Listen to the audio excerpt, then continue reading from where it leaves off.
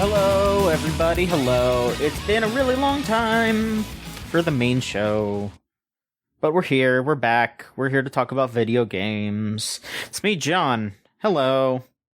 I'm joined by Lorelai this time. Hello, Lorelai. Hello. It's good to be back, Podden. We're back, and I'm gonna be honest. A lot of video game stuff happened. A lot of gaming happened. And I think that's why we gotta come back and cover it. We've got a lot of stuff to go over. They announced a whole nother console. This website's been going on long enough that we've been around the entirety of the Switch's lifespan.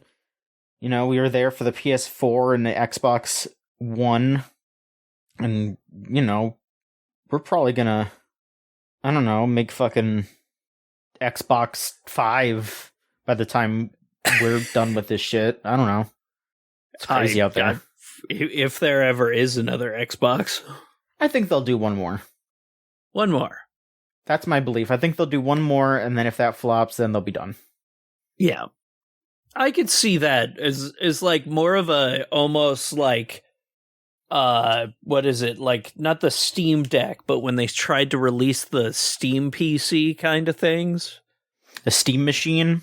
Yeah, just like an Xbox version of that is just a computer that's easier to hook to your TV. Maybe. And non-upgradable. Because, of course. Yeah. Yeah. I don't know. We'll see. I think we'll just... We'll get one more console, and then they'll say, alright, we're done. But yeah, so we do have the Nintendo Switch 2 happening. That was finally detailed after much speculation. We were all waiting.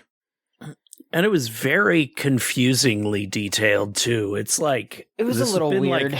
It's been a couple of weeks of bag fumbles because they introduced all this stuff, but they didn't explain any of it. So people are like throwing around numbers of prices for video games are going to be like $90 when they were looking at euros, but nobody corrected anyone. And stuff like, hey, it's only going to be an old disc and you're going to have to pay full price to upgrade your games. And then like a day later, they were like, no, it's a $10 thing.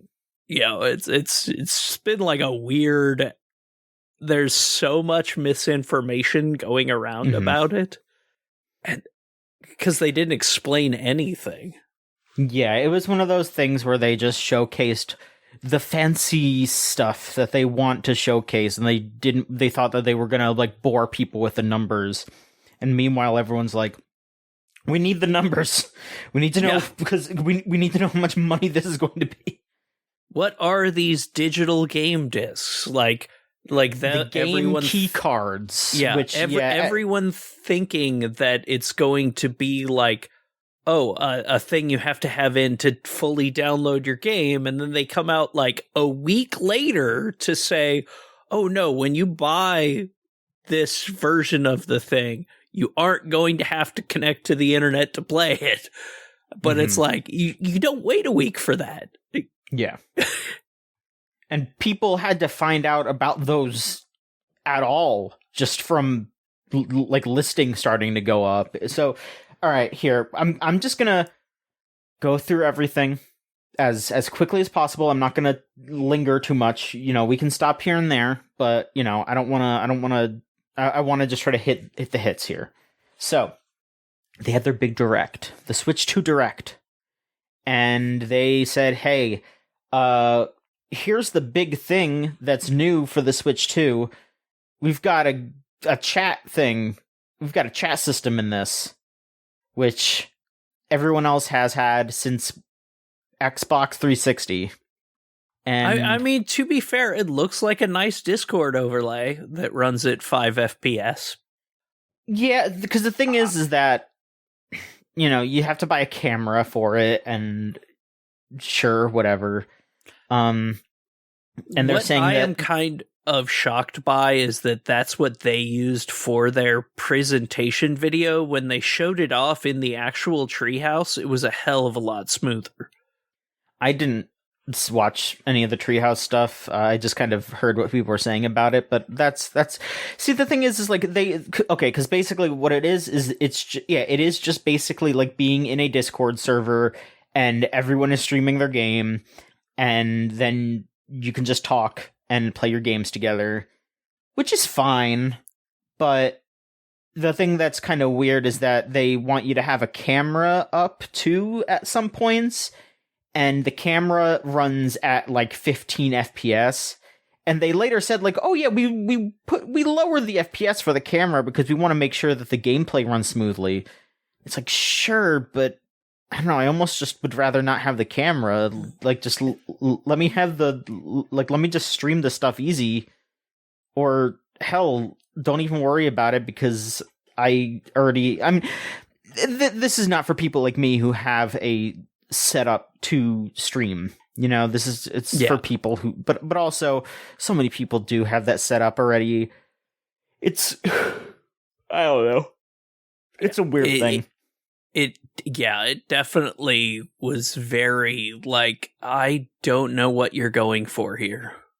I wish I did. Big focus. It was a big focus because they talked about it for like the first 10 minutes of the showcase. It was just that. And it looked, like as I said, it just looked so bad during the video presentation, which is, you'd think you'd want what they had at the Treehouse, where they actually showed it working in action, kinda, instead of a pre-recorded video. And the fact that looked better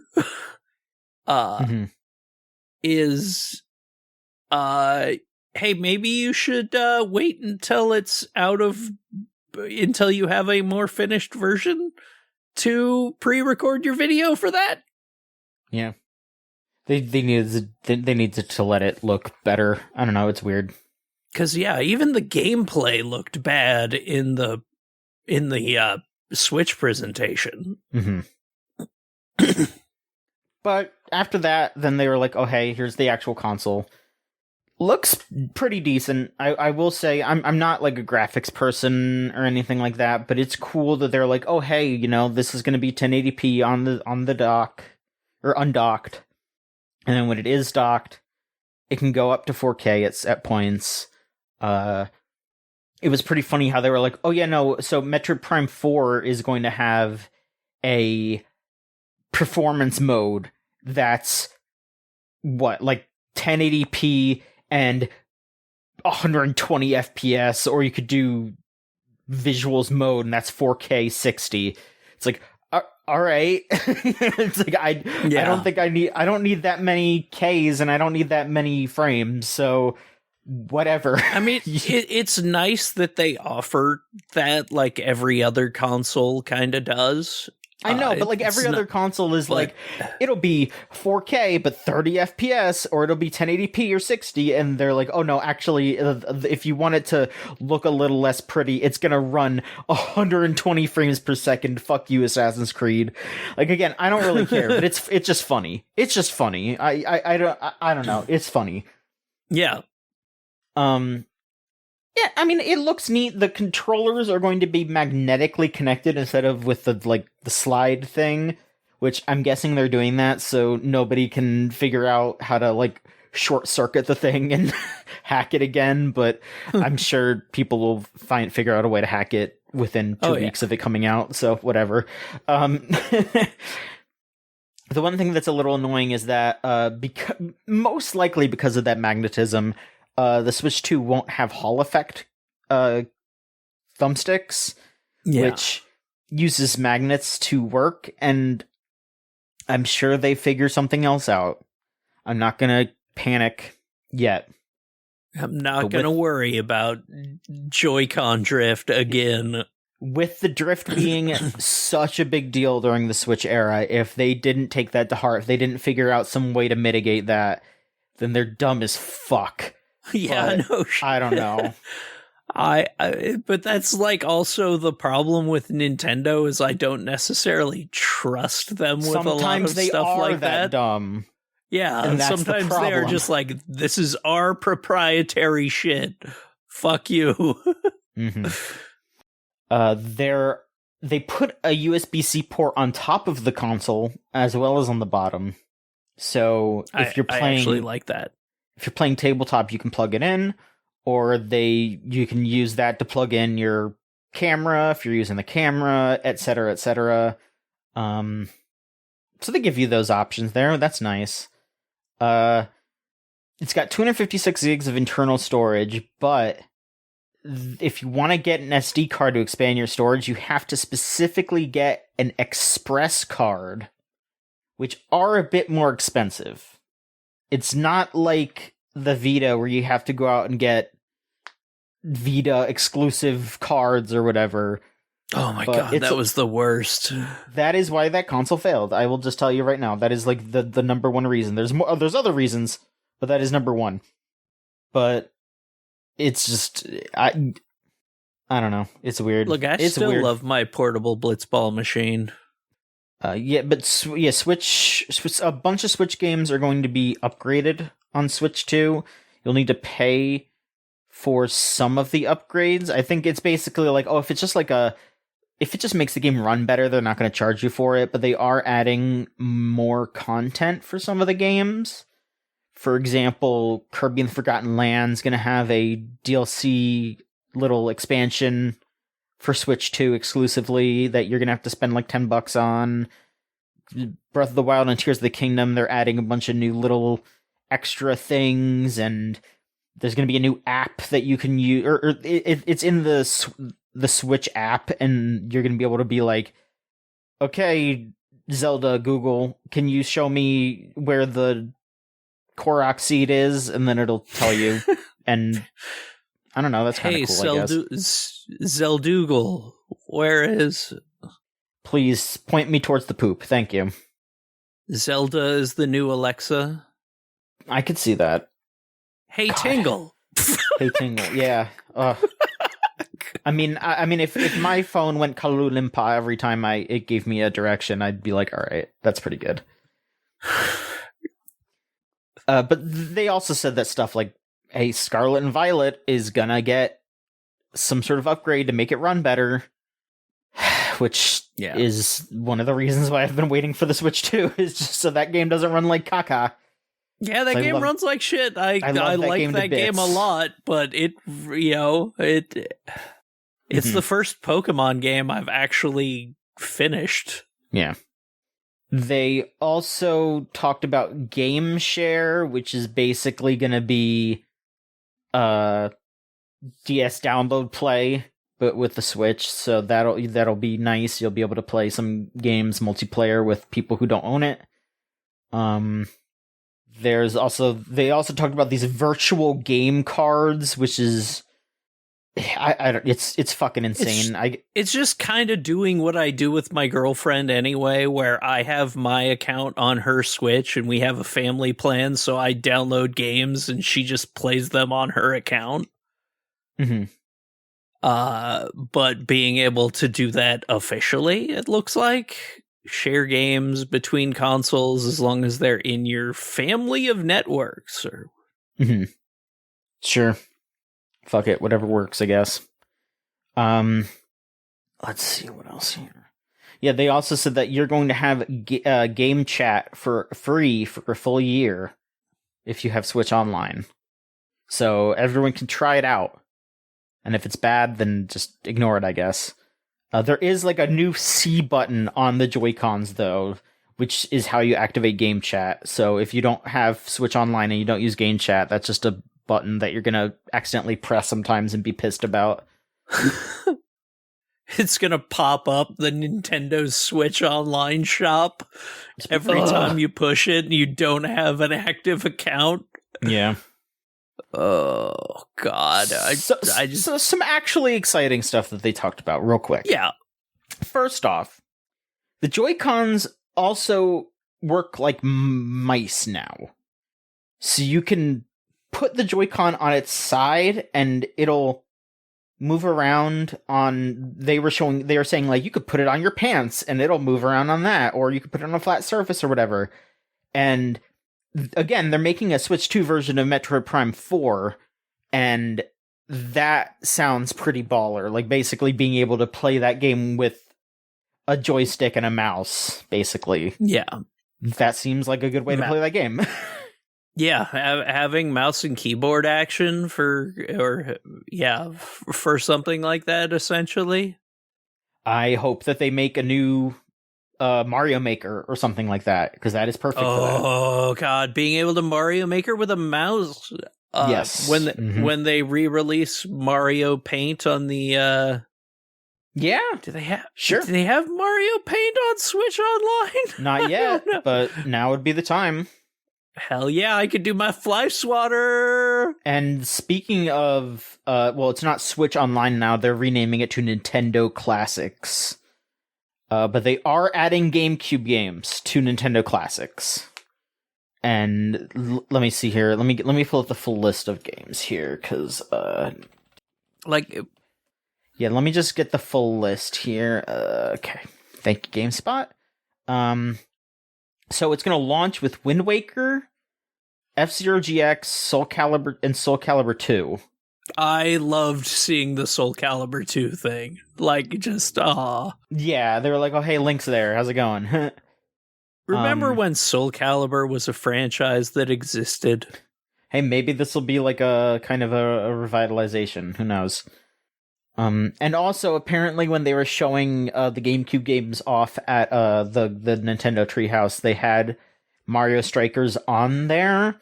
So I'm guessing that that'll probably be the first one that they add after launch. I'm guessing if it's already on their consoles.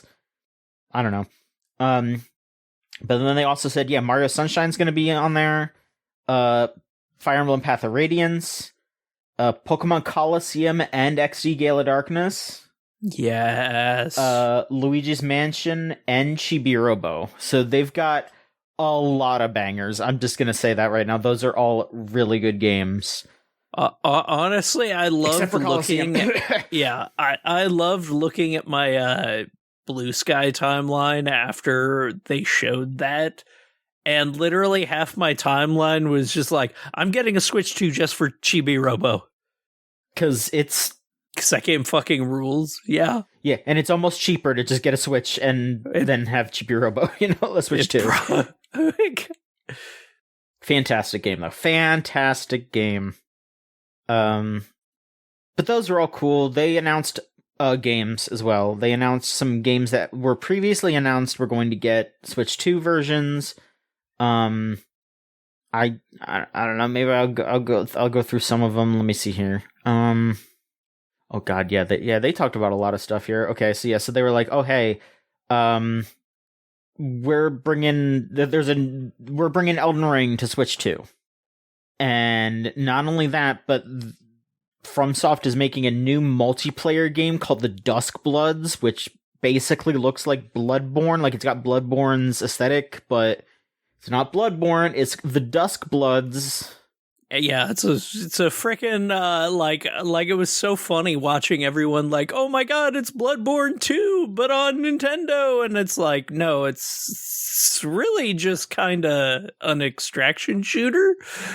And it's funny, the interviews with Miyazaki where he's just like, yeah, I wanted to make my own Escape from Tarkov. You know what? Sure, man. And honestly, all the power to you. Yeah, whatever. You deserve man. The right to make something completely batshit nuts. Yeah. Hades 2 is going to be on Switch 2.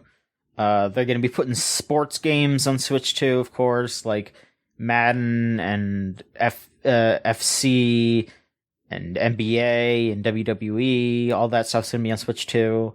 Hyrule Warriors is getting a new game that is, I guess, set in between Breath of the Wild and Tears of the Kingdom. No, so it's like well in the past. It's the part of Tears of the Kingdom where Zelda goes, whatever. I don't know. I haven't played Tears of the Kingdom. It's whatever. It's the past. It's filling in some gap that I don't think anyone actually needed filled. And I honestly think that people like people like Hyrule Warriors, but they want original Hyrule Warriors. They want all the goofy characters from all the different games. They don't want it so focused on Breath of the Wild and Tears of the Kingdom. I think that's a little foolish. Like, I wasn't big on Age of Calamity because I did the first one of those they did, because I just, first of all, you severely limit the roster. And my least favorite thing in Warriors games is sometimes a severely limited roster, especially when you have multiple characters that play very similarly. Mm-hmm. And that was kind of my issue with Age of Calamity, where it just didn't work for me as well. That makes sense. This one, from what I'm hearing, I'm like slightly more excited for also, because it's more set to, hey, no, this is actual canon. Like, this is Nintendo team is writing the story to tie in properly, and Age of Calamity kind of like started really strong as a tie-in, and then just became a weird time travel, generic, this is a Muso game with another person's franchise that they did, and it just didn't work. Mm-hmm. Whereas, it didn't work. Things like Fire Emblem Three Hopes is great because it's its own story. It tells its own story. It doesn't do time travel shenanigans, so it can bring in characters from other games. If you're going to do a game like that, just do it like that. Sure. Let's see. What else? They are porting Split Fiction. They are porting Cyberpunk. And it'll have all the DLC and all that. They're porting Final Fantasy VII Remake, the Intergrade version, so you'll be able to play your Yuffie expansion on the Switch too, if you so choose. Street Fighter 6, which is gonna have all the characters from Season 1 and 2, which is nice. Civ 7 is gonna get ported. The shithead wizard game that I'm not going to talk about is going to be on there. Fuck you. Go to hell. They are making a remaster of Bravely Default. The first one. Flying Fairy. HD remaster. So there you go. I'm tentatively excited by that, but it did look like they were doing the like very off like AI upscaling techniques. Maybe. And Borderlands 4 is going to be on Switch too. I did not like seeing Randy Pitchford in first thing in the morning. I'm going to tell you that right now. I legitimately, you came into multiple sessions of that, and I was just like, wow, all of my enthusiasm is dead. First you show me Hogwarts, and then you show me Randy Pitchford. It's like, don't show me this stupid bastard first thing in the morning. Get him out of here. Yeah. I'm gonna look at his shit. They are going to put Tony Hawk Pro Skater 3 and 4 on Switch too. And they also showed like a second of like a SpongeBob level, which was really funny because nobody's talking about it. I think everyone just kind of forgot that they showed that for a second. It's kind of insane. I don't know why. They're doing a director's cut of Yakuza 0, which is pretty weird. They say that they're going to add a bunch of new cutscenes to the game. There's a new multiplayer mode too, which I guess is some sort of raid mode. But specifically the fact that there is a bunch of new story is kind of wild. I don't know. Yeah, I'm sitting here like, what?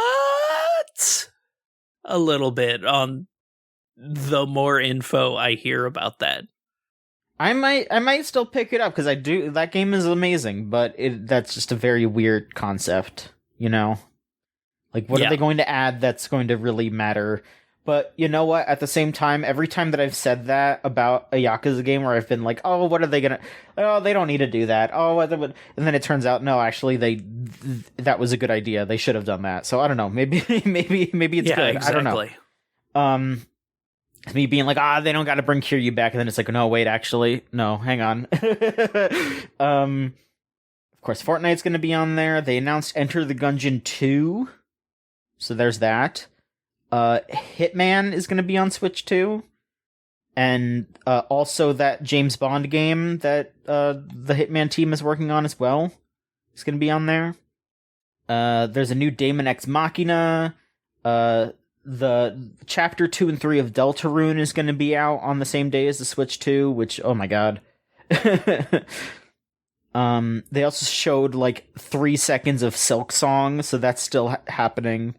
So the wildest thing in that whole presentation, though, the thing that got me the most, everyone's like, why would you throw Silk Song in the sizzle reel? The thing that got me in the sizzle reel is they showed the Koei Tecmo EA produced Wild Hearts Monster Hunter game, the game that ran so poorly that they canceled it and canceled all like DLC. Suddenly it's back, apparently. I don't know. I kind of broke at that. I was just like, wait, what the fuck? And then the 2 big games that they showed off was the new Mario Kart, which we found out quite a lot about, but not fully. There's other ones. I'm skipping over shit. I'm sorry.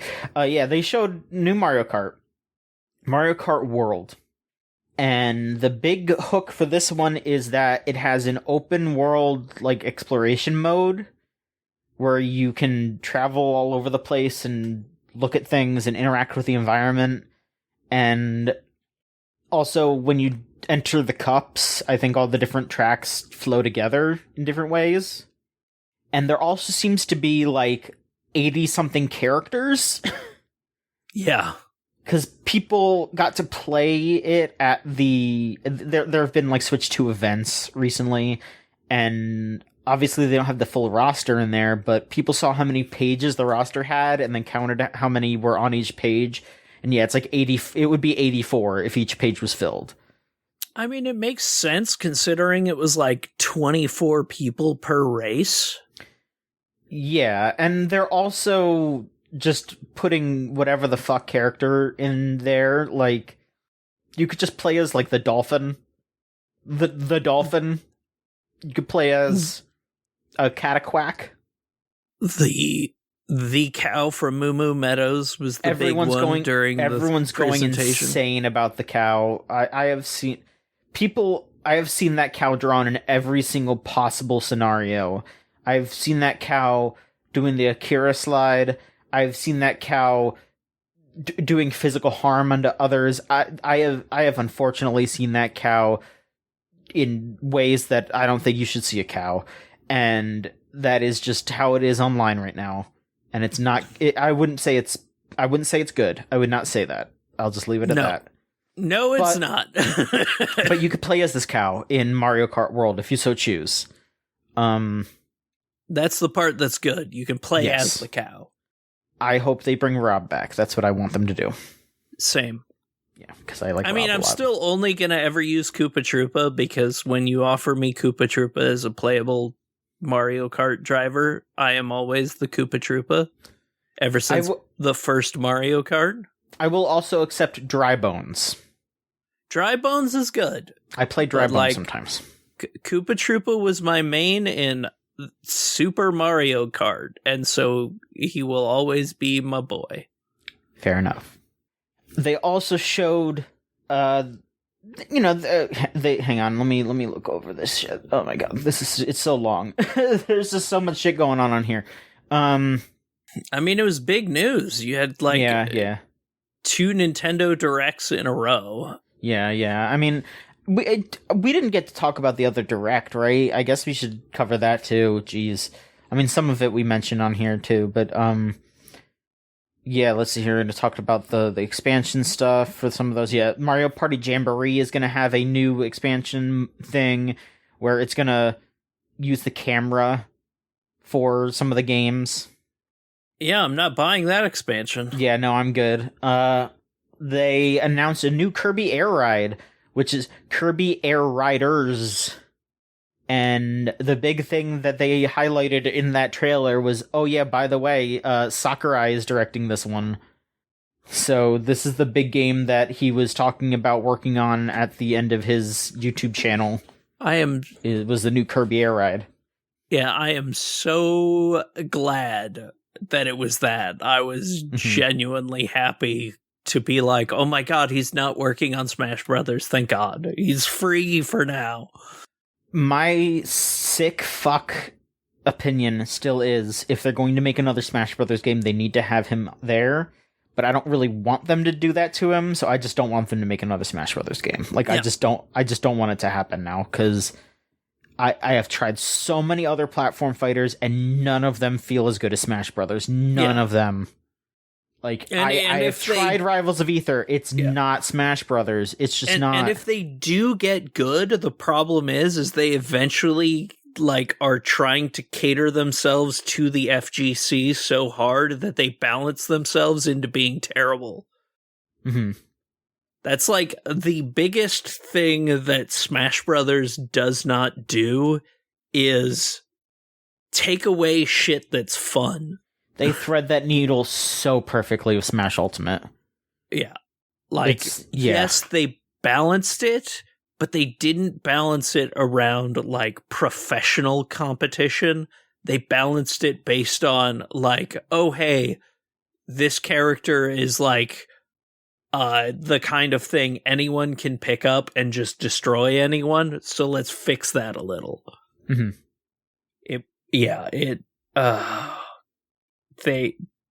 They do it so much better than, honestly, a lot of fighting games. Like, you look at what's happening with Tekken right now, where oh boy, every patch is getting angrier and angrier because it is like, just the balance has been so terrible. And there's also going to be a Switch 2 version of Legends ZA, and they talked a bit more about that game, which that's going to be neat.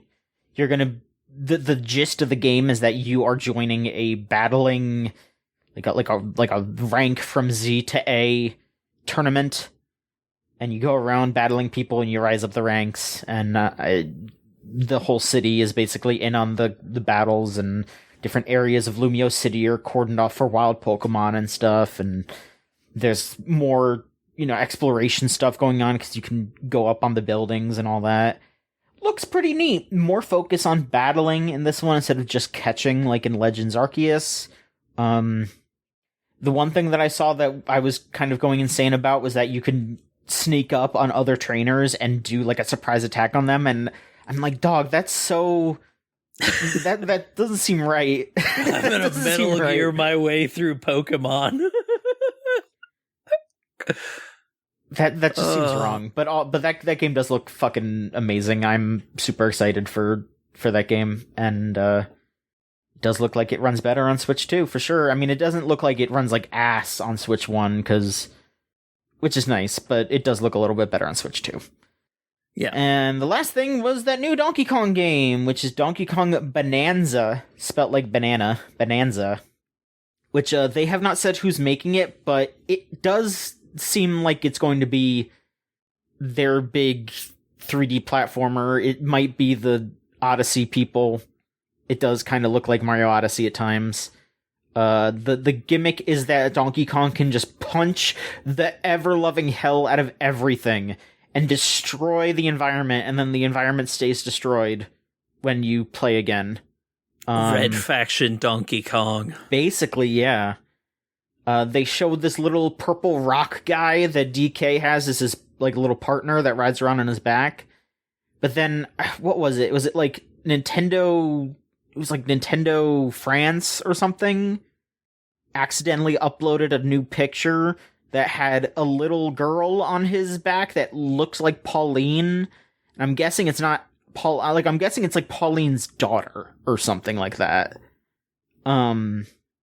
which that's kind of cute. And I'm guessing that they're just going to be like, oh yeah, maybe you have like different buddies, you know, like maybe that like little purple guy is your buddy at some point, and then Pauline is your buddy. Like maybe they do, you have like different powers.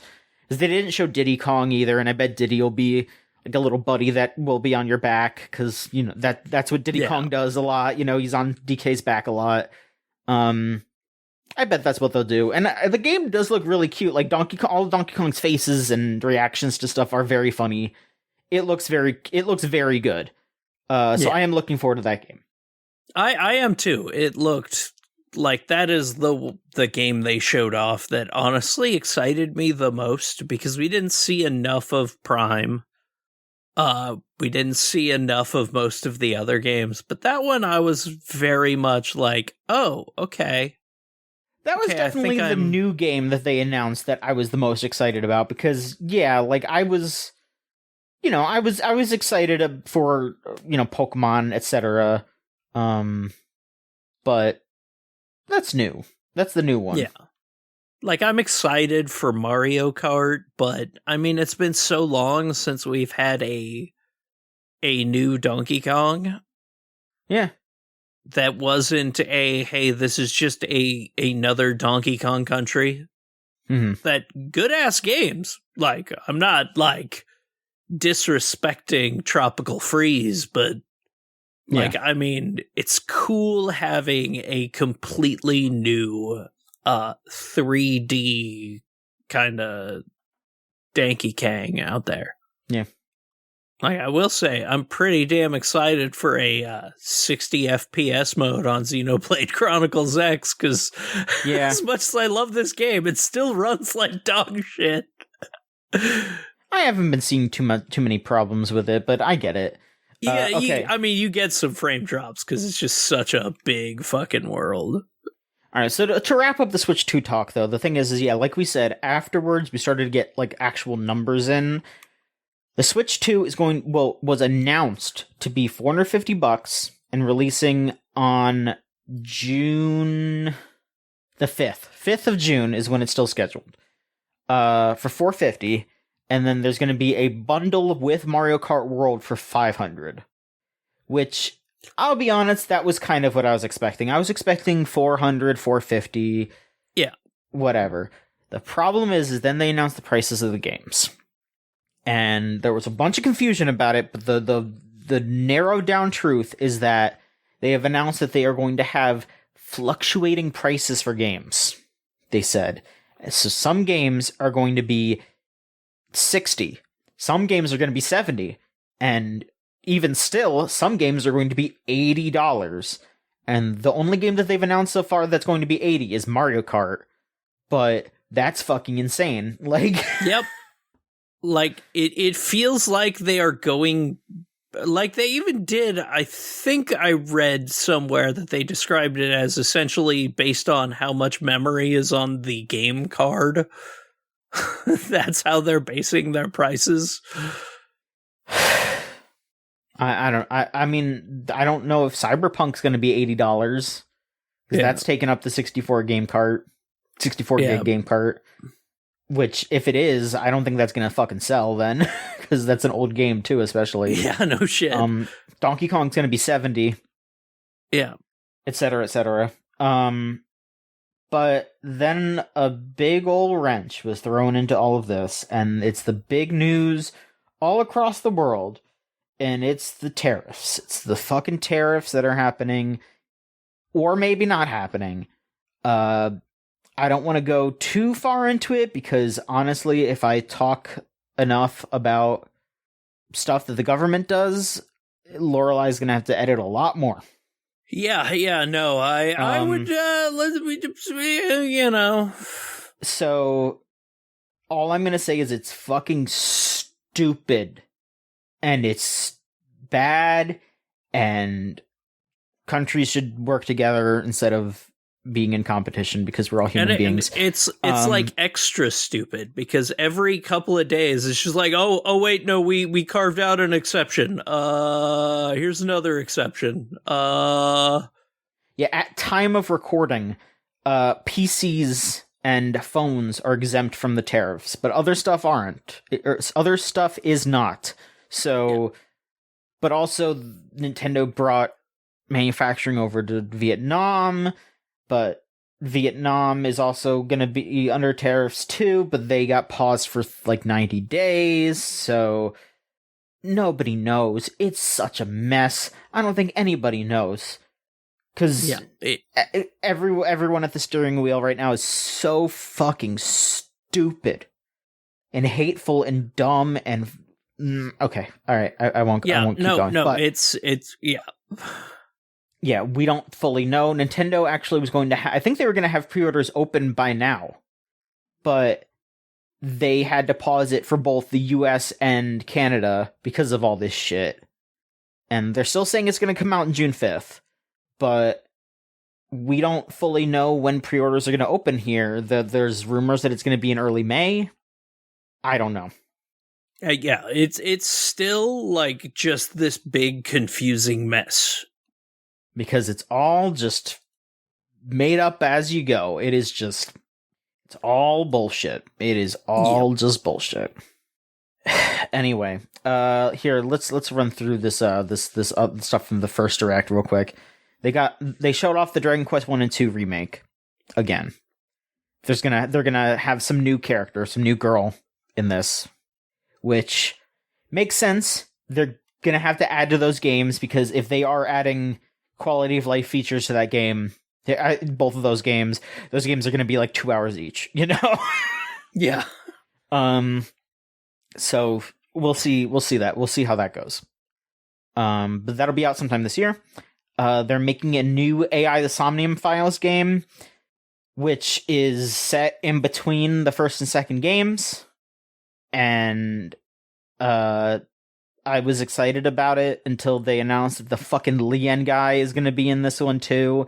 And the worst character of the year that year, if I remember correctly, I think we gave it to him because he fucking sucks. Drags the entire story down in Nirvana Initiative so bad. And they're bringing his fucking pickup artist ass in this game before they put fucking Ryuki in. Like, they haven't even announced him. We need insane crazy man instead of this greaseball. Okay.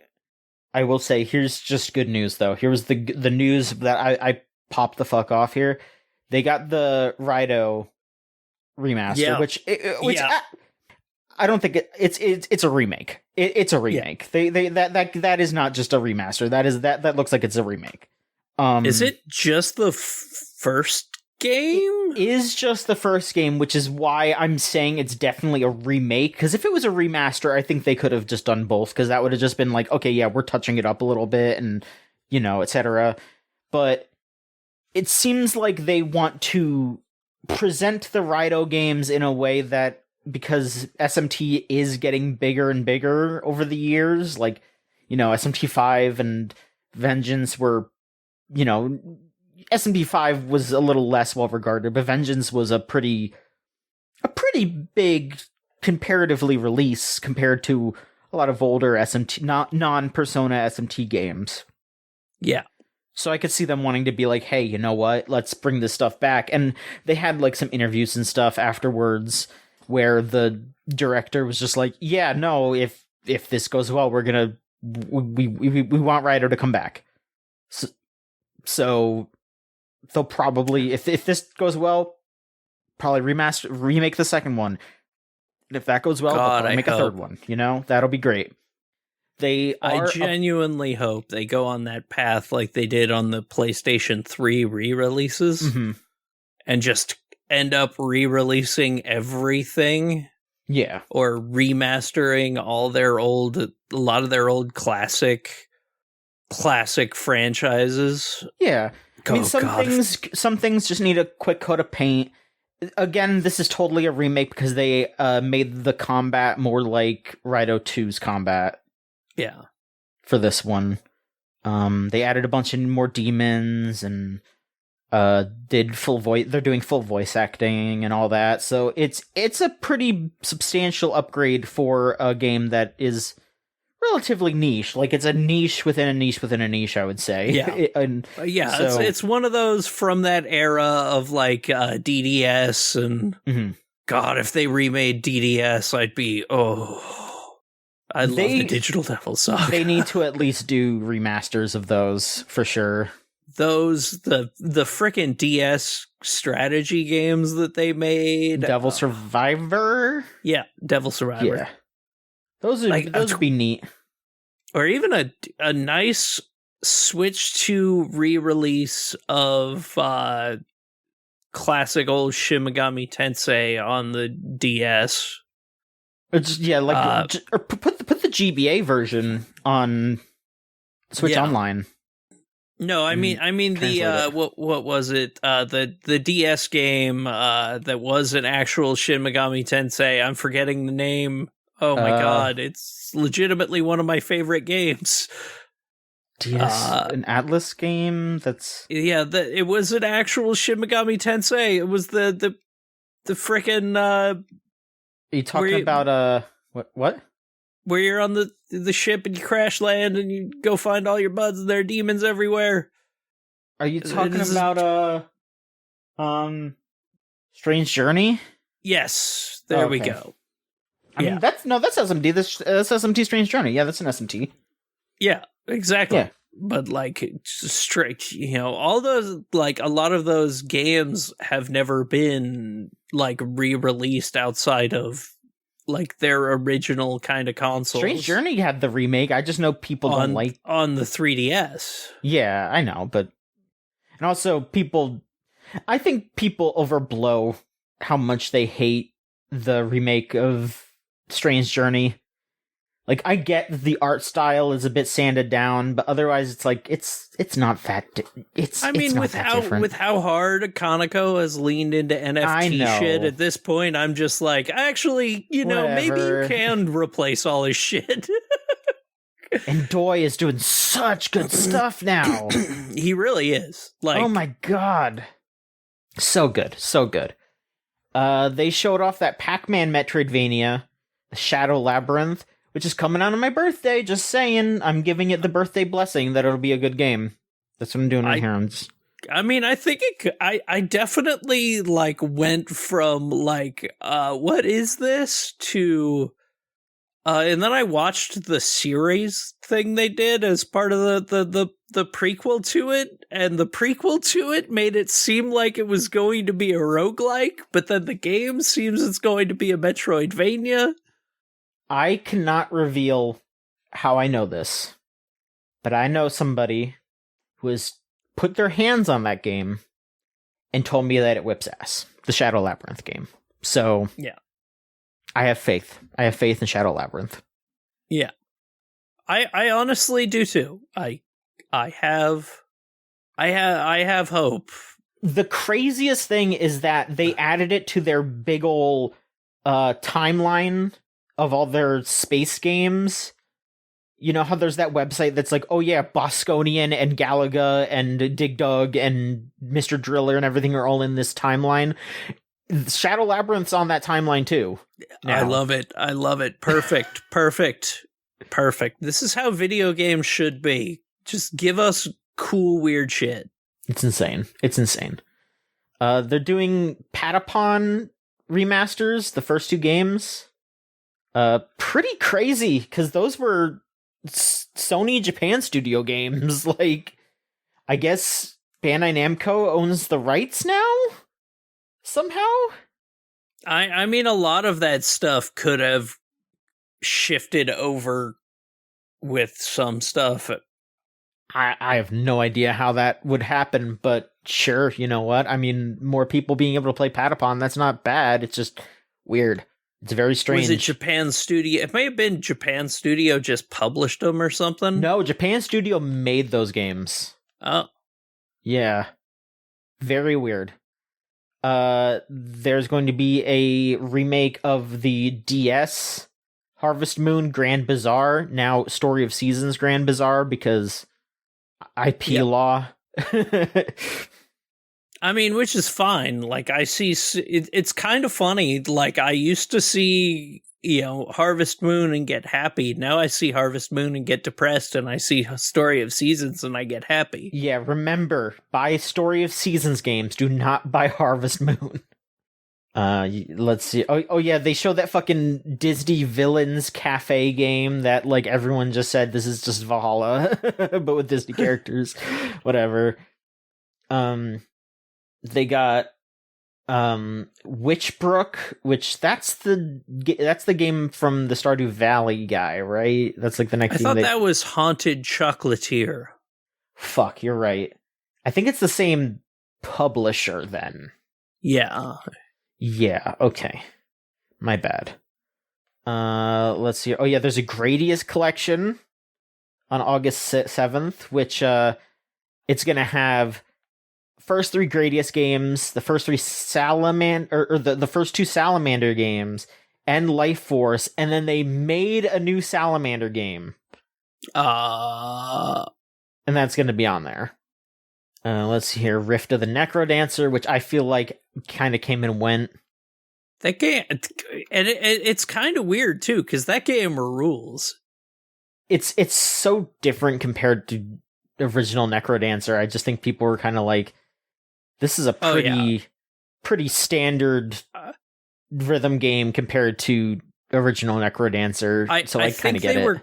Yeah, I think they were caught off guard that they gave us like a track-based rhythm game, but also one that just goes wild, like, hey, this is the kind of rhythm game I missed, where you just push buttons along with the beat and do really funny things. Mm-hmm. Yeah. What else? Okay, yeah, there's that Tamagotchi Plaza game, which is just like a city builder Tamagotchi game. They announced a new Rhythm Heaven, which, hey, it's especially really cool because the like original musician that was behind a lot of Rhythm Heaven, who has been ill for a really long time, seemingly is healthy enough to make music for Rhythm Heaven again. And hey, they're making a new one. That'll be out next year. Just pretty crazy. That it's, they're announcing Switch 1 games, or games that'll still be on Switch 1 for 2026. I figure they'll probably support the Switch 1 for another 2 years. You'll probably have games coming out for both. Yeah.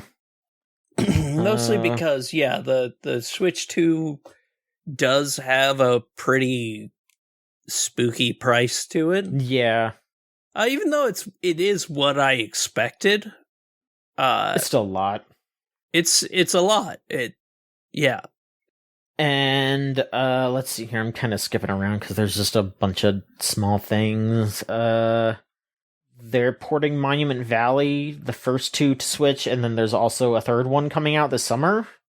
So that's kind of crazy. There's a new Everybody's Golf game called Everybody's Golf Hot Shots. So it's like Resident Evil, Biohazard, etc., etc. It made me laugh a bit because. Mm-hmm. Yeah. The folks that made Shredder's Revenge and Streets of Rage 4 are making a Marvel beat-em-up called Cosmic Invasion, which they've shown quite a few characters. They got, like, Captain America and Spider-Man and Wolverine. Who else? Storm. Nova. Yeah. Quite a few characters. There was definitely an interesting roster to that was... looks pretty neat, and all of those games are pretty good, too, I will say. Those are all solid beat-em-ups. So if you like beat-em-ups, I'm sure this one will be a good one. And the last thing they announced was they are making a new Tomodachi Life. That'll be out next year. Tomodachi Life, Living the Dream. They didn't talk too much about it, but people were flipping the fuck out anyway, because everyone loves Tomodachi Life, because they want their maid to marry Peter Griffin. Or whatever, like... Oh, God. They also have a new app called Nintendo Today, which Let me open up Nintendo today right now and see what it says. We have a little animation of because I said that I liked Pikmin the most out of the games that they had on there. So we've got a Bulborb waking up, and all the Pikmin are scared. And then it says 13th of April. Let's see what else here. Okay, so then under the news section, they are letting me take a 3D look at the Switch 2's dock. I can just look at that. Boy, that's exciting. Thank you. Wow, I'm surprised they're giving that away for free because it's going to be $10 when the Switch 2 comes out. Yeah, exactly. They're giving me some pictures of one of the new Mario Kart tracks, I guess. Okay. There's like a little a 30-second trailer from the new Kirby expansion. Okay. They have a trailer for Wind Waker on the GameCube Classics thing. They have a picture of someone using the Joy-Con as a mouse. They have confirmation that Koopa Troopa is going to be in Mario Kart World, so there you go. Woo! Woo! Victory for me! Donkey Kong Bonanza Underground Collection. They just have some screenshots. Yeah, it's just every day they just put like little screenshots and stuff on there, which sure. And they also tell you like, oh hey, there's gonna be a, like I'm looking at for today, let's see, the 13th. It's like, if you go onto your Switch right now, you could do a monthly mission for Kirby's Adventure to get icons. It's like, okay, I guess. I don't know. It's whatever. It's fine. Yeah, there's going to be another Nintendo Direct for Mario Kart World on the 17th. So there will be more information about that game then. I'm guessing that's when they'll really go in on all the new features and stuff, and they'll be like, see, this is why this is an $80 game, and then everyone will be like, no. Yeah. But there's that. That was a lot there. So I guess I will ask, how are you feeling about the Switch 2 in totality now that you know all this stuff about it? I mean, as I said, price-wise, I'm okay. I was 100% sold on it the second I saw, hey, 60 FPS for Xenoblade Chronicles X, because that's like my comfort, like one of my comfort games. I still have my Wii U plugged in, just because I poke at that every once in a while and do a bazillion damage and then leave. But like overall, for the most part, the price is what I expected. It's for the actually, and it's more powerful than I expected. I wish they gave frickin' more info right from the start instead of in interviews days later. Mm-hmm. Because there still is so much stuff that I'm just like, I don't know. What? I don't know. It's very, very, like, it's frustrating because there's still stuff I have questions about, and they just keep shooting themselves in the foot. This is like all-time bag fumble with like interest like plummeting when you look online. It's just like the interest is just people being mad about prices that aren't true. People being mad about details that aren't true because they didn't detail anything. They just said thing without explaining what it was. But also things that are true. Yeah. And also, yes, things that are true. Games are way too... I'm sorry. No game should be $80. I can almost forgive 70, but when you go up to 80, that's when you get me to go, actually, no, fuck you. There's not a chance in hell I'm going to spend that much money on a game. But I mean, I'd be more open to $70 and $80 games if we all got paid more. Yeah. If the people making them all got paid more, yes. It wasn't fucking... I was about to say Bobby Kotick, but he's gone.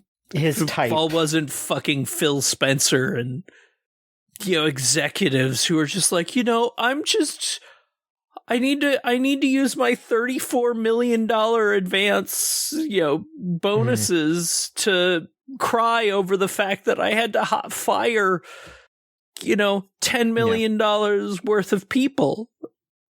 Oh, yeah.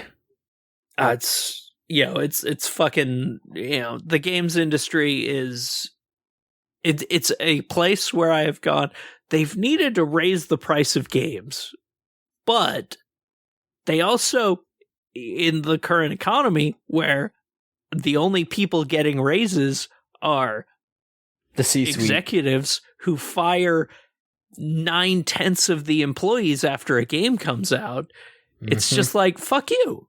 It's it's insane to me. They fire half their employees and then they struggle making a sequel. Meanwhile, you have other companies who are just like, no, we're not going to fire people. Yeah. And suddenly their sequels take half the length of time to make. It's almost wild how much better things work when you don't fire everyone who knows how the thing works. Yeah. It's fucking maddening. This industry just pisses me off, and it's a microcosm of a lot of things that are happening all the time, really. It's just and it's bad. It genuinely, like, I would never want to work in the US games industry. Yeah.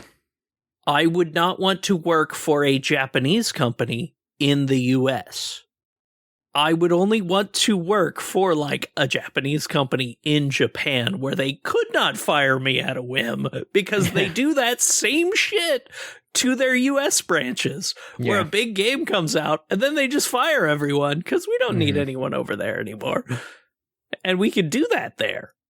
It fucking sucks. I fuck.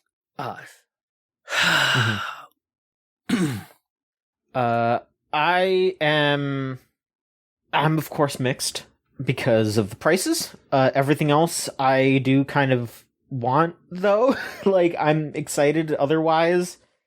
A lot of stuff that I want, better running games and new stuff that looks really fun, like Mario Kart and Donkey Kong. Yeah. I just wish it wasn't so expensive. But we'll see. We will see. Do you want to do the rest of the news here, or do you want to talk about what you've been playing, Lorelai? Yeah, let's just finish off the news. That way we can go through games and cruise. All right, so semi-quick one then, real quick. So the Palestinian BDS movement has asked for folks to boycott Microsoft stuff.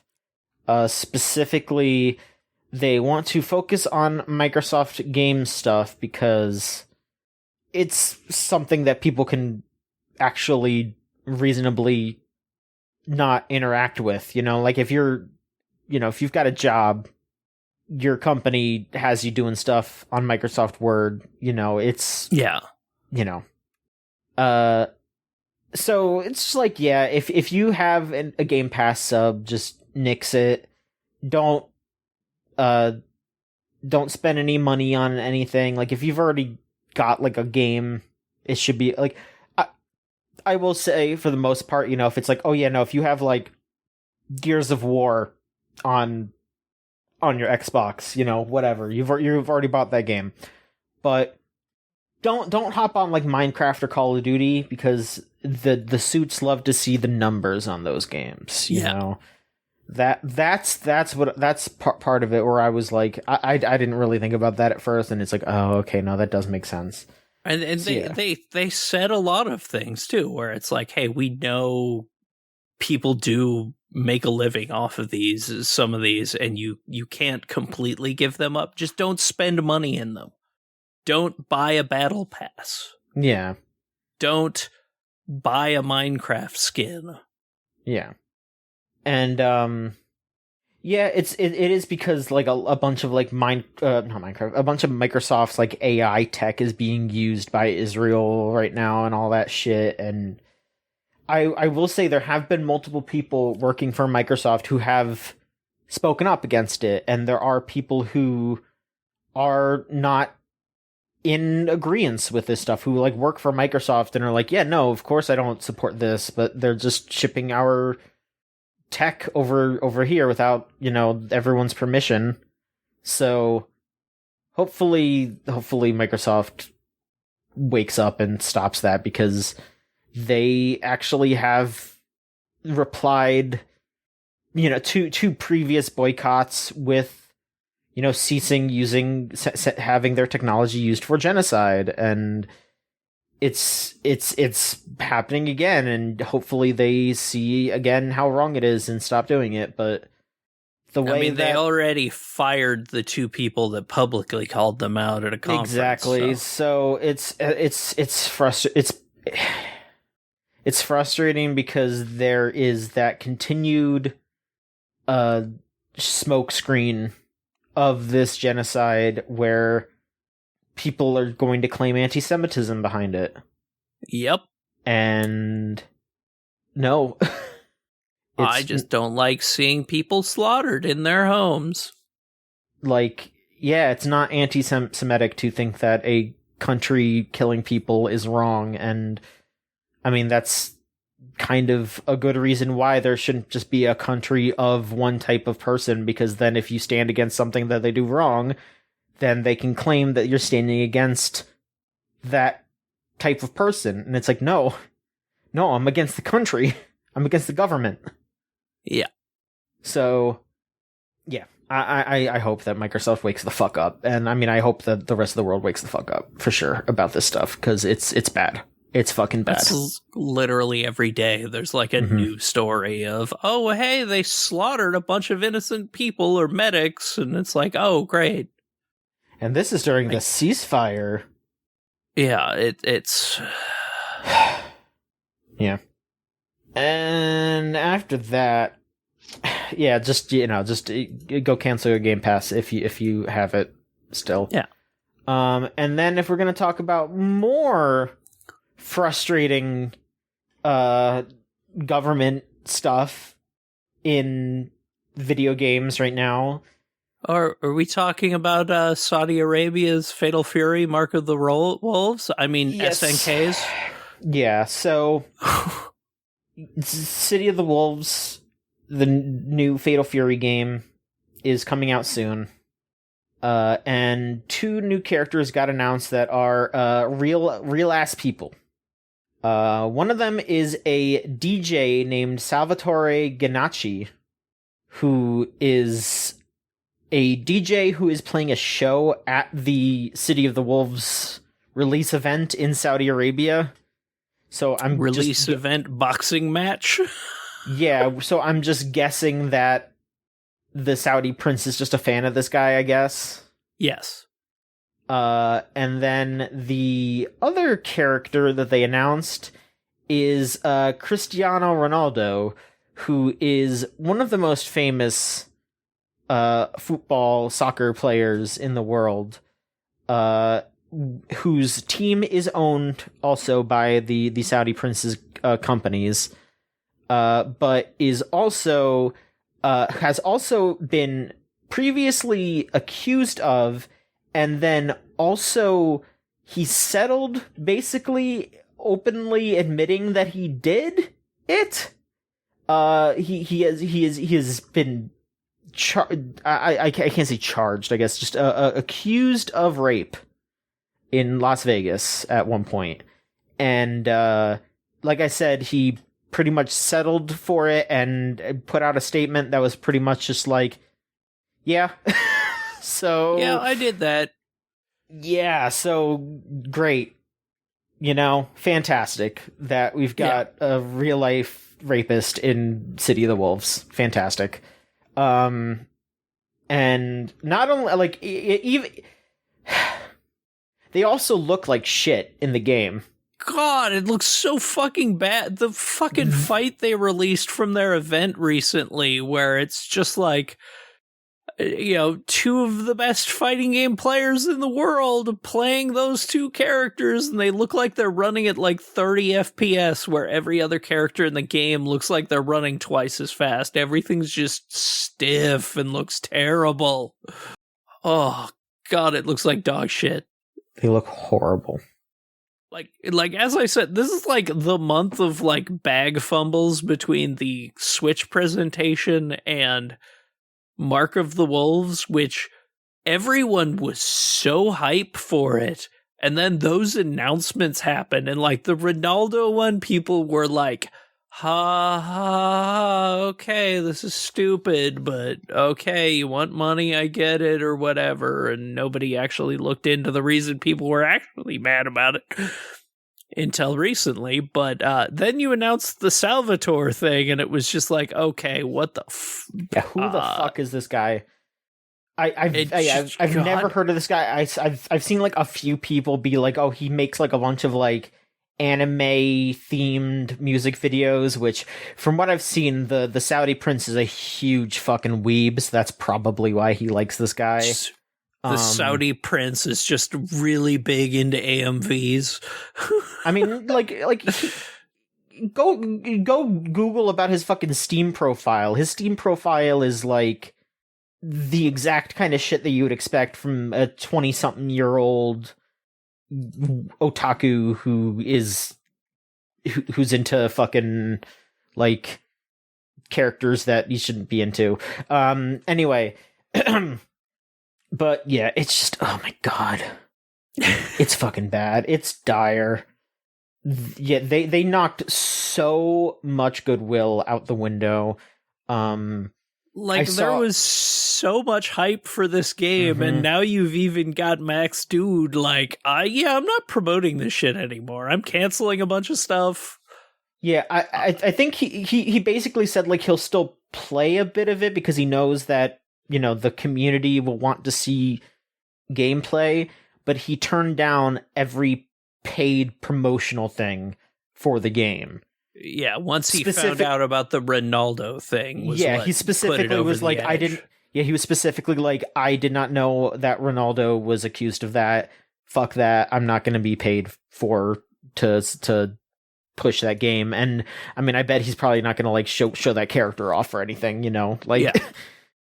Like there's like a lot of the people that I follow straight up are just like, yeah, even like I'm considering not getting this game. And then if I do get this game, I'm just gonna ignore those two characters. They are not going to exist to me. So, yeah, it's just wild how, I do wonder how many just pre-orders they lost in the last 2 months since they started announcing the Ronaldo thing, because it was a rumor at first. Because somebody data mined the files of their first beta.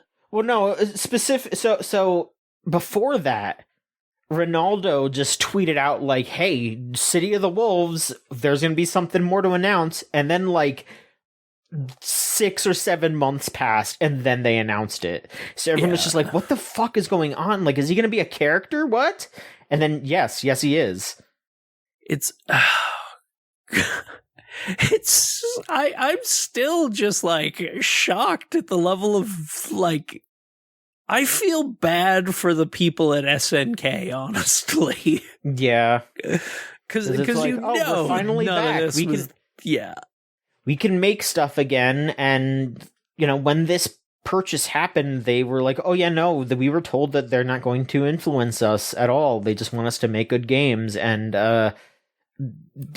no, that didn't happen. I guess it was okay for a couple of years, and now it's like, well, now this has to be the fan fiction game for the soccer player that I own and this DJ that I like, and also probably iShowSpeed and KSI because they were in some new trailer and they had full models. So yeah. Well, they had weird 2D old school fighting game models. It was so fucking weird. That whole thing was... No, they had 3D models too. There was a part of the trailer where they had full 3D models, so I don't know. I'm like less offended by iShowSpeed than I am like KSI and fucking all those things, but it's still just like, oh my god. Yeah, Speed seems like he has a good head on his shoulders for the most part. I mean, he's other than being still a fan of Ronaldo, but whatever. Yeah, he's like the only guy though of the people who have like a really shitty history that actually seem to have learned from it. Yes, absolutely. Like, I mean, dude's just going around the world showing off culture. Like, I gotta respect that. Just being like, hey, I have a huge following now. I'm just gonna go to all these countries and just show off what these countries are about. Yeah, like, that's cool. That's weird. Exactly what you should do. It's weird having a streamer going to other countries and not just causing problems all the time. Yeah, it's so. Respect. I can respect it. Like, I actually give that guy credit for going, hey, I was a piece of shit. I'm gonna not do that. Yeah. Anyway, that's all the news that we got. I know it's been a while. I mean, there's other stuff has happened, but none of it was really like big and memorable and all that. I don't know. Is there anything else you want to shout out, or do you want to just hop on what you've been playing? No, yeah, I think that was it. News-wise. All right. Well, what's going on? What have you been playing? So very recently, I've been doing a lot of stuff. So I needed something like chill to take my mind off of it. So I downloaded Nubby's Number Factory. Of course. Yeah, that game is brain rot, and I think I might be a little bit addicted. If you like watching the number go up, once you figure out that game, it's like, oh, hey, a Google? That's fine. Or my favorite thing, just getting a number so big you make the game crash. Because I can't compute it anymore. I very much enjoy, hey, you made Pachinko a roguelike? I guess so, yeah. Yeah, that's been fun, because it's just a chill, goofy game, and I appreciate that sometimes. Like, it's dumb, it's fun, it's chill. And then other than that, when it comes to actual chill games, I've been playing a ton of Spirit Swap, lo-fi beats to match 3-2. It's my morning routine. I wake up in the morning, I throw on Endless Mode, and Endless Mode has a completely different soundtrack to the main game that is just really nice, chill vibes. And I put it on, hey, you can still lose mode, but I just go until I lose about 5 speed, half speed. And I just get a nice little, hey, a nice puzzle match 3 game that is really nice to play. The vibes of it are very good in an Endless Mode. The story mode that they have is really fun for about the first, there's like an initial story that is really good. Every character is voiced, every character is trans, every character is funny and charming and like really well voiced. Like everything about the initial stuff is really, really good. You do a little interaction, you do a versus puzzle against them, where you start learning how the versus mode works and stuff like that. And it's really, really good. But then it gets into the post game, if you will, post credits, where it just becomes a dating sim where there is still puzzling that you do, but it's so few and far between that it cost me it really went from a game I was enjoying streaming to a game I stopped streaming because there was so little happening at times. Like sometimes you'd go like 2 hours of reading funny dialogue, and at that point you are reading because the voice acting stops. Mm-hmm. And then you get a puzzle very, very rarely. And it kind of fell back for me, where the writing is still really good. I still really like the writing, but there just isn't enough puzzling, where I still think they needed to keep the thing where you do a puzzle when you talk to someone, because that's where the game shines. Mm-hmm. In like both the writing and the puzzling, but when you don't have a balanced mix of both, it really kind of made it to okay, this is going to be a thing I play through on the side, where I really like all the writing, but this is my morning chill game now, where I do the endless mode, then I do a couple of dates, and then I turn it off and start my day. Mm-hmm. But very good. Like, I would recommend it to anyone. It's nice having a game made by all like the entire staff making it is trans. One of the main people is Palestinian and trans. So I'm like really happy supporting it. And I definitely have gotten my hours worth. Like, oh god, I've really, really, really been enjoying the endless mode. And the versus mode when I have friends over. It's really fun. Sure. Having a good versus match 3 puzzler where I build up my magic and I attack with my ability. Which the way you build shapes of, if I build a square, I can cast this spell. If I build an X with my things, I can cast this. It's really good. Mm-hmm. The competitive mode is really, really good. All right. Well, but yeah, good to hear. Good to hear. All right, we have some overlap, so I'll save that. A new Pokemon ROM hack came out, and people were going fucking insane about it. And I wanted to see what the fuss was about, and it's not as good as people say, because they were treating it like it was the second coming for some reason. And it's just pretty good. It's pretty decent. I would go so far as to say that it's cute and it's good, but it's not that good. It is Mariomon, where I remember having this idea as a kid, where I was like, they should make a Pokemon game, but replace the Pokemon with enemies from Nintendo games. That would be fun. And I still think they should do that, honestly. But this one is just Mario. Just Mario. You play as Mario. And the conceit is that Princess Peach announces a new game where some people are capturers and some people are capturers.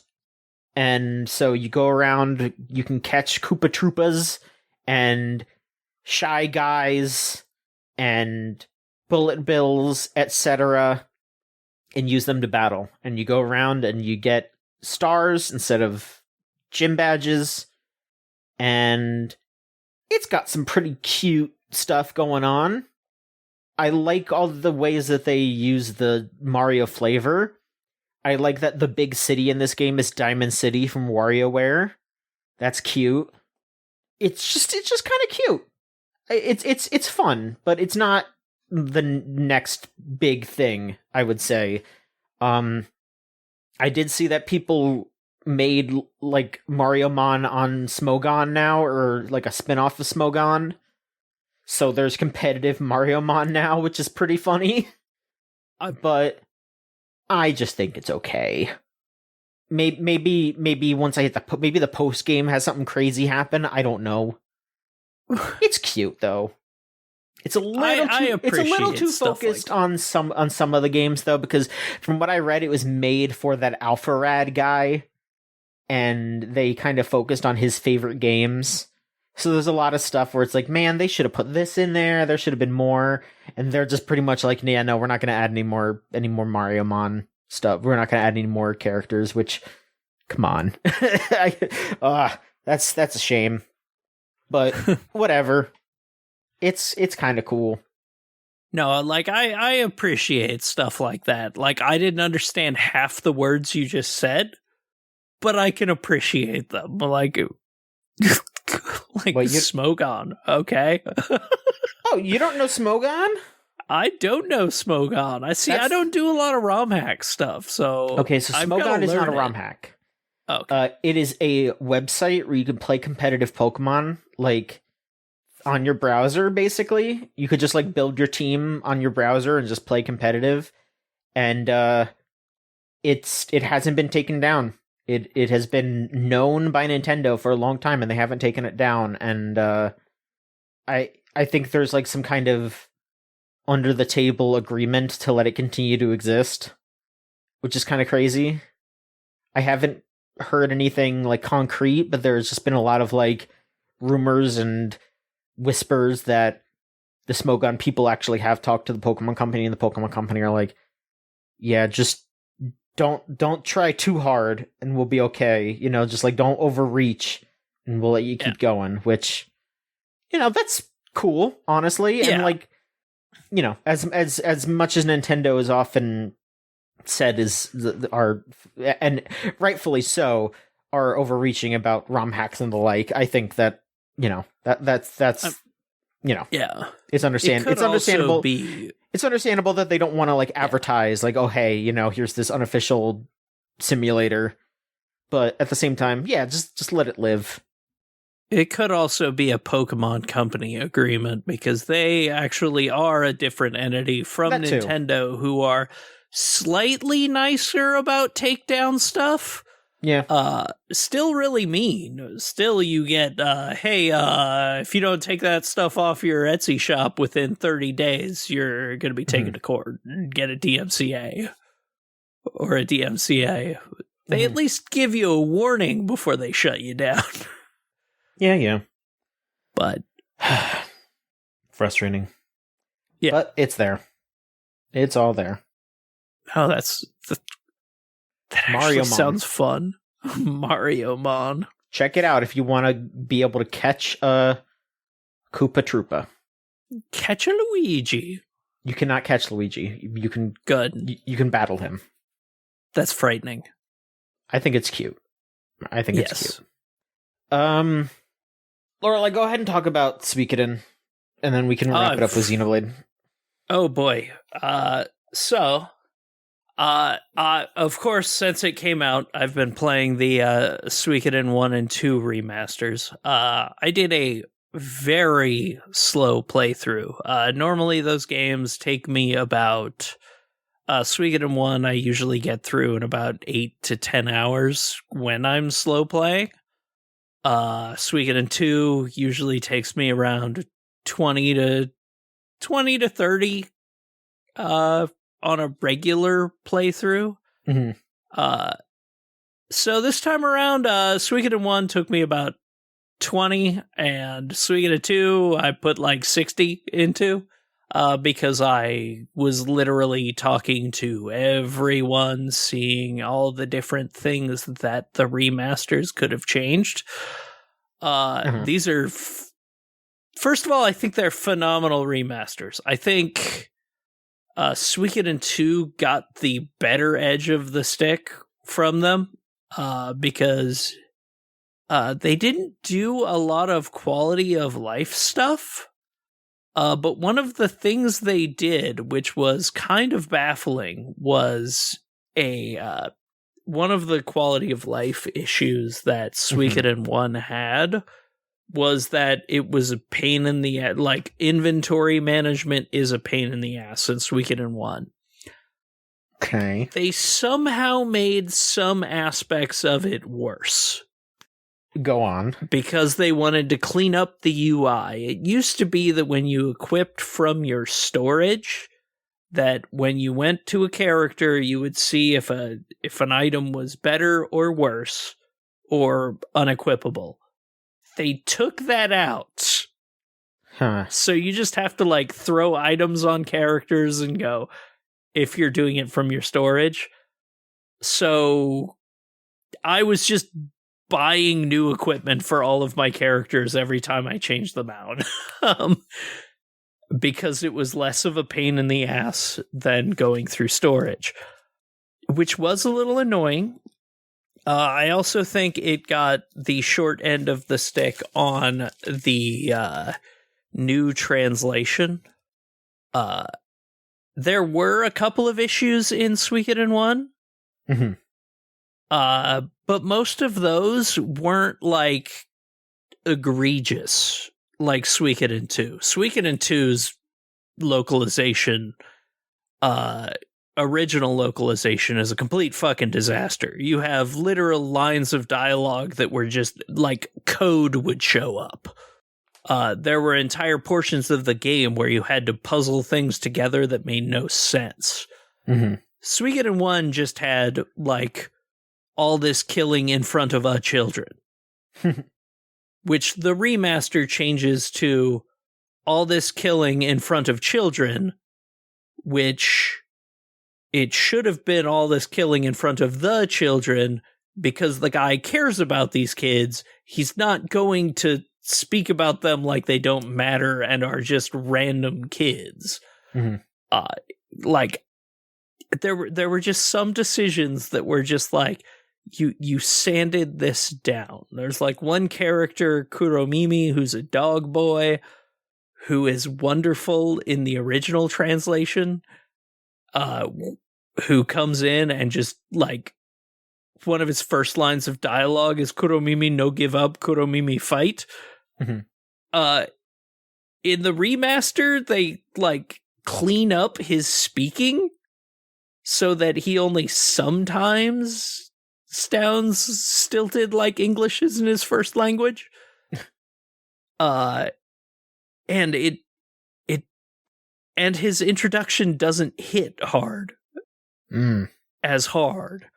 So I think Suikoden 1 kind of got the short end of the stick on translation stuff.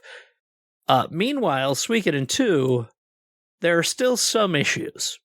They keep referring to a mountain as one name in a town, and then you go into the mountain, and it has a completely different name. Okay. There were definitely some like, okay, y'all just kind of did this. Like, it definitely feels like a black box translation where they just got the text and didn't have the context for it. But Suikoden 2 definitely got the better end of the stick with that, because it absolutely needed a retranslation, and it comes out incredible. Suikoden 1, still a great game. I've been really frustrated watching people, like friends of mine, who are streaming through, get told, oh, you shouldn't even play this game. You should just go to Suikoden 2. And it's like, no, fuck you. You should play both. People should play both. Because it's people being able to play these games in 2025 without spending hundreds of dollars is a thing that fills me with joy.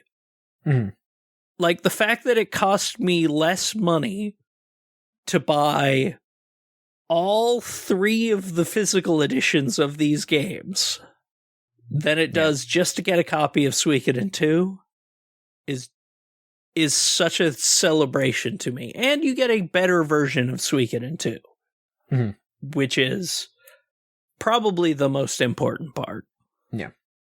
Like, it is such a good remaster. It's gorgeous. I am so glad they didn't touch the sprite work, because the sprite work, there are 2 games that I think you can remaster with the backgrounds but you can't touch the sprite work. And it's Suikoden, Suikoden 2, and Chrono Trigger. Well, like, hopefully that's what they do it. Yeah, it is. I am just so happy that it came out as well as it did, and it's done as well as it has, and that I've gotten to watch so many people experience this thing I love so much for the first time. Mm-hmm. Without me sending my discs across the country. I will most likely play those remasters on the Switch too, because those are coming to Switch too. So, yeah. Oh, you know what? All the Switch 2 stuff we talked about, we didn't talk about the game cards. So, oh yeah. Yeah, real quick.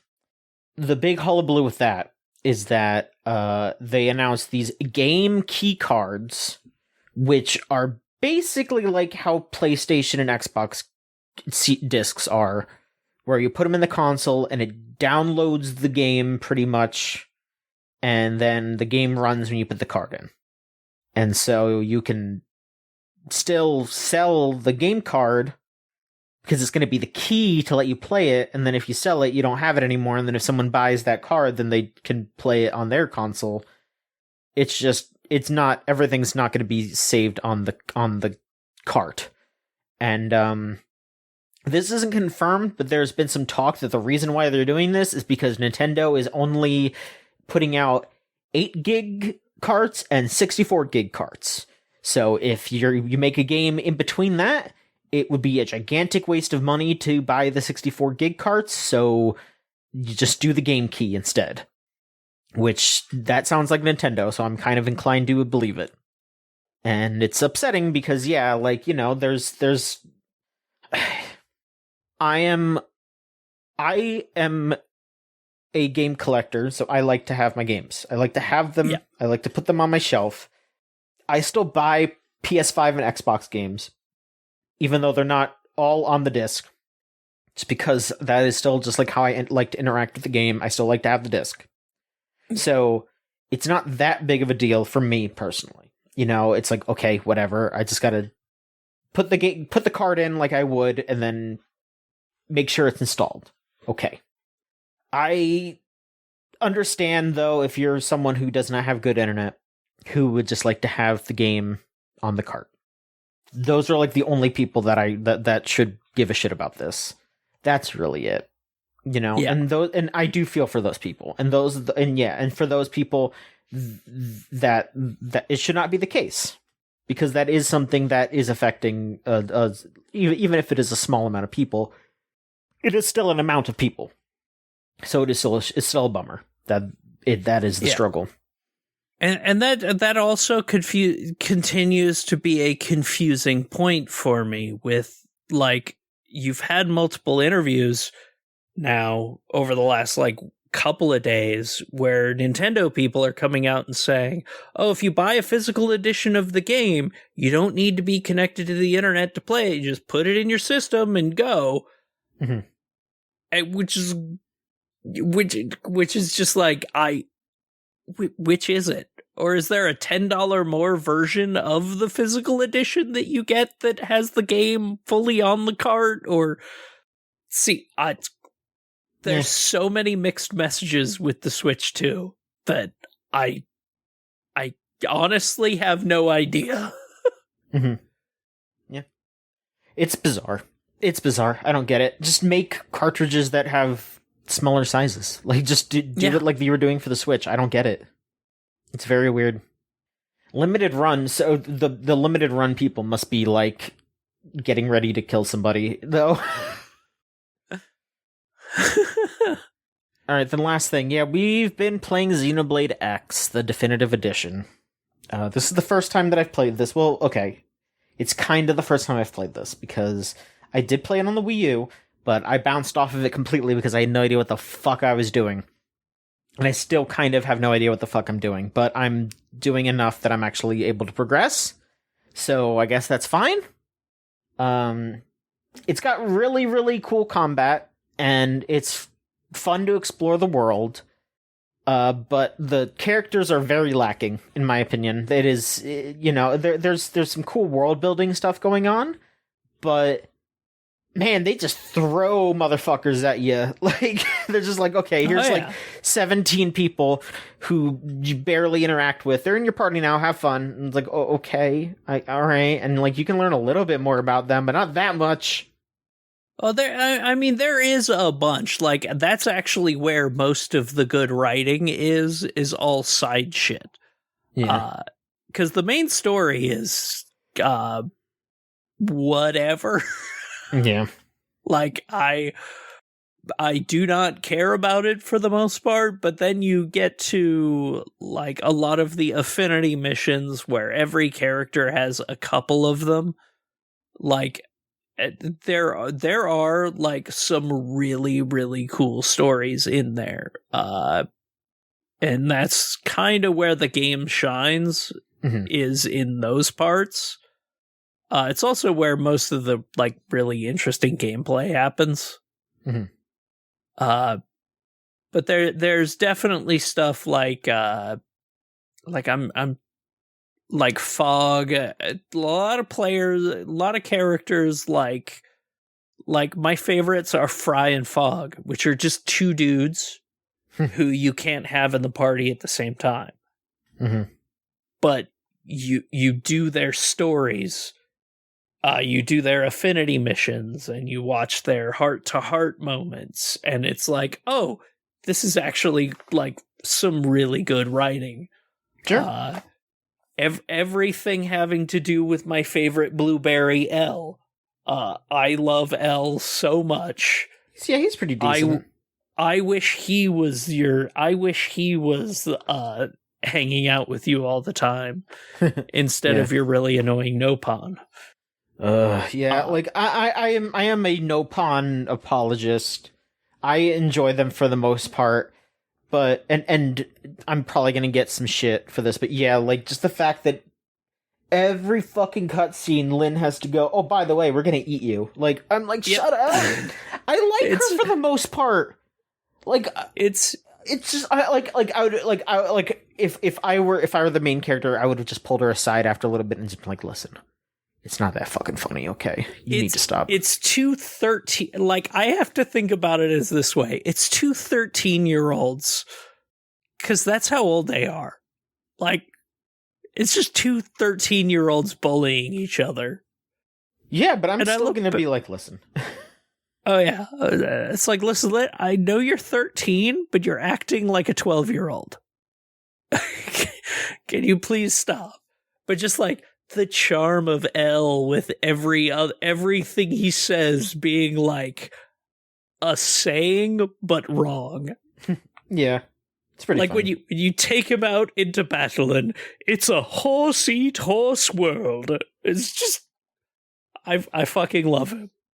And then you have HB with I'm going to go valedictorian on your ass.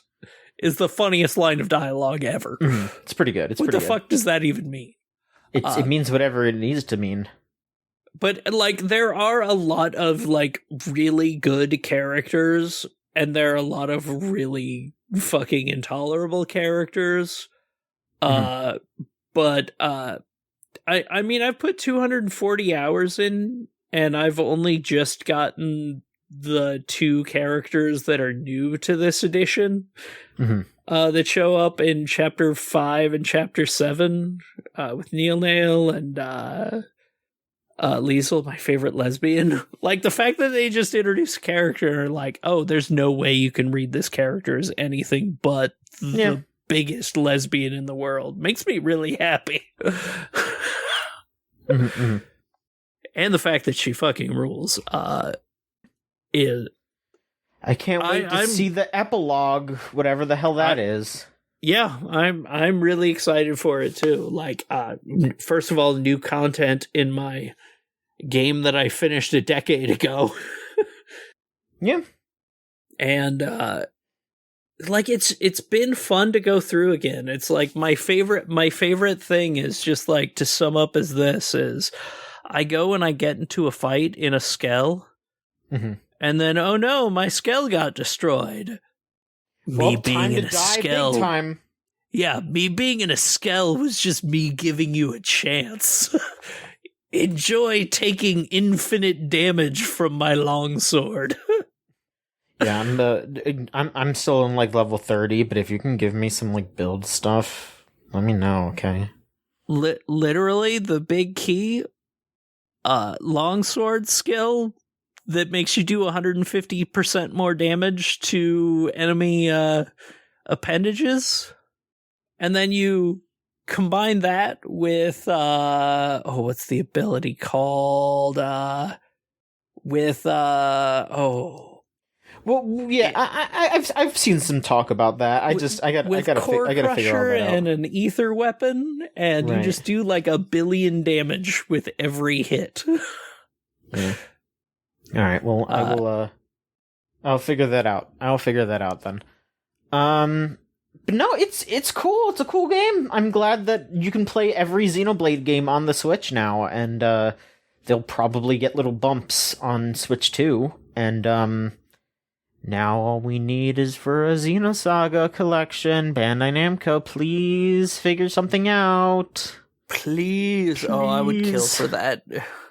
I own the first 2 Xenosagas, but I would pay $60 to have those games on a modern console with whatever quality of life upgrades, and you know, just the fact that I wouldn't have to buy Xenosaga 3 for 200 something bucks, you know? Yeah. Ugh. Like, give me the Xenoblades, or give me the Xenosagas, give me Xenogears. Let's have the whole Xeno series finally. Let's do it. Let's figure it out. I mean, I want them to do an HD 2D of Xenogears. That would be great, in my opinion. That would rule. But I don't even want the HD 2D. I do, because I'm a sick fuck, but you know. Because I don't know how well it would work in the HD 2D. I'll take what I can get. That's sure. I mean, I want them to do that with like all their old games, just because I'm insane. And if Rose hears me talking about this, she's gonna beat me to death.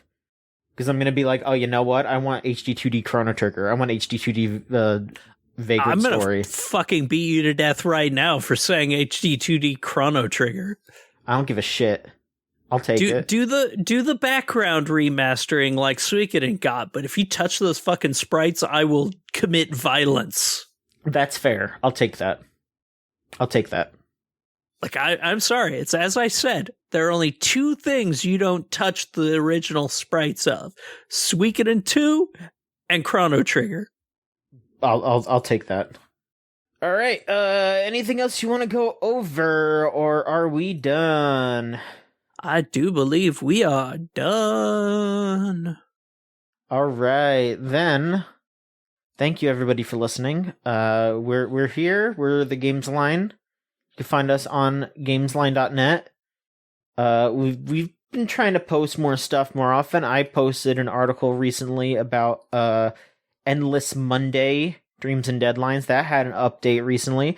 I forgot to kind of talk about it on here, so I'll talk about it real quick. It's good. The update, I will admit, is a little weaker because it is kind of just reiterating a lot of the same stuff, but it's nice to see those characters again, so I wasn't too upset about it, and it's free.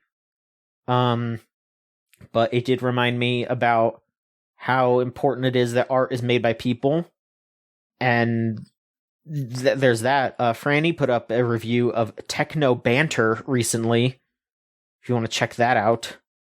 We've got stuff up there, so go check it out. Yeah, Rose did a review of Trails Through Daybreak 2, so that's all up on the website. We have our social media. We are still begrudgingly on Twitter, which is at the Gamesline. But if you want to follow us on a good website, it's Blue Sky, gamesline.net and Blue Sky. Our Tumblr is gamesline.tumblr.com. Another bad website we're kind of on is facebook.com/gamesline. You got youtube.com/@thegamesline, and our Twitch, twitch.tv/gameslinetv. Go join our Patreon, please. Patreon.com/gamesline. It's $3 for per month. and you get unlimited rail works a week early. We've been doing that pretty consistently, so we're back. Go hop on that. Go pay for us to talk about anime and to support the website. Go to our Discord server, thegamezone.zone. Just type that into your web browser and it'll bring you straight there. And you can talk to us about whatever the hell you want to talk to us about. We'll hear you out. I'm ready to hear you out on the Discord. And thank you to Melt Channel / Magic Circuit for our theme song, Magic is Real. If you want to listen to their stuff, it's meltchannel.bandcamp.com or magic-circuit.bandcamp.com. Lorelai, where can people find you? You find me on just about everywhere at Judgment Scythe, Twitch, Blue Sky, what's the website? No, just Twitch and Blue Sky these days. There you go. And yeah, that's it. I've been doing a lot of more streaming stuff lately that I'm very excited by. Been part of a few different big projects, and I got a couple of fun ones coming up. Hopefully you'll hang out and stop by. Yeah, there you go. You can find me at John Michon, JohnMichon on Blue Sky. I'm also still on Twitter, kinda, sorta, just JOHN_MICHONSKI. I'm just kind of posting on both of them sporadically, just whenever the fuck. I don't have a plan. It just whatever happens. As it should be. Yeah, but otherwise, yeah, there you go. Thank you so much, everybody, for listening, and we'll be back soon with another episode of the Gamesline Podcast. So long.